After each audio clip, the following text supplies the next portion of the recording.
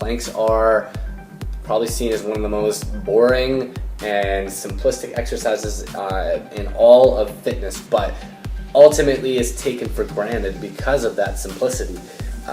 And the bottom line is that most people are not positioned properly to get the desired effect from the plank, or they're not doing a progression that is where their skill level is currently.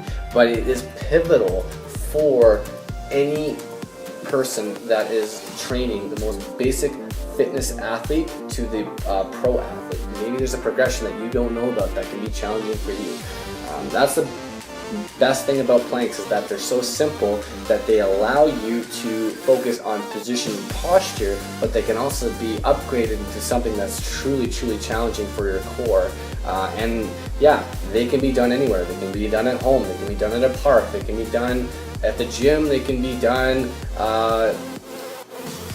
in airport, but maybe that might not be the best place to do it because it's really high traffic. But if you're stuck for wanting to get your core workout done while waiting for your plane to come in, by all means, go ahead.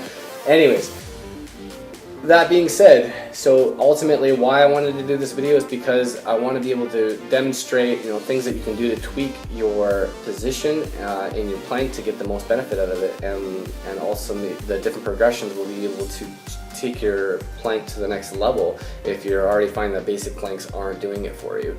But these subtle changes are going to be game changers for you. They're going to help you with your compound movements, such as your deadlift and your squat, and just really help you to recognize what you're doing with your pelvis, what you're doing with your shoulders, what you're doing with your glutes and your quads, and how you're effectively engaging them throughout your exercises in a dynamic movement, in a dynamic way, so that when you're accepting exterior forces and load, that you're able to do it more efficiently. So that is the grand scheme of things, and I hope that you guys will take a lot from this video. And if you have questions or comments at the very end of it and you're like, I still don't quite understand what he's getting at, then please comment below, and let me get the opportunity to get back at you and answer any further questions that you may have. So what you'll commonly see is you'll see that the pelvis is overextended, knees are soft, and the shoulders are definitely come up to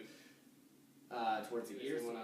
The other technique flaws, we see the pelvis is up in the air, and these are some of the things that I commonly see with the plank. So what we're going to do is we want to bring the pelvis and the hips in line with the rib cage. We want to tilt the pelvis underneath, and we want to squeeze the glutes, get the glutes tight, and then we want to extend the knees so that the quads are tight, and we pull the shoulders down and contract the lats, and then we have the head in line. You can see that she's got the tremor of truth going, and then the abs are more actively engaged.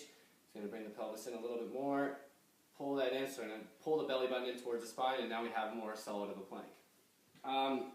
So going through the different progressions of planks will be applied to a lot of different exercises that you do, a lot of compound lifts that you do in the gym, such as your squat and your deadlift, but it can also apply to an exercise like kettlebell swings. So a lot of what I've learned, a lot of what I've been educated with regards to the plank has come through training how to learn how to do a kettlebell swing properly. So when I'm going through pelvic position, so I'm going to have Becky just stand to the side here, and I'm just going to have her hands out like she would in a plank. So what we did with the long lever plank is we brought our arms out here, and then we just position our pelvis, and we lock out those quads, and we squeeze the glutes, so everything's locked in, contract the lats, keep that pelvis tucked in, belly button towards spine, hard quads, hard glutes. So when we apply this to the swing, the only difference now is that. So this, we have our pelvis tucked in, locked in, abs are tight, quads are tight, glutes are tight. So we have those in place. This is how your finish is going to be for a swing.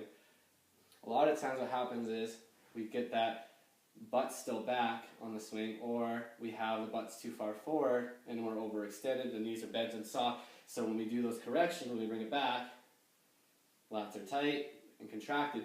This is a strong finish for a kettlebell swing, and this is going to be more effective for your quad, for your core, and for your posterior chain.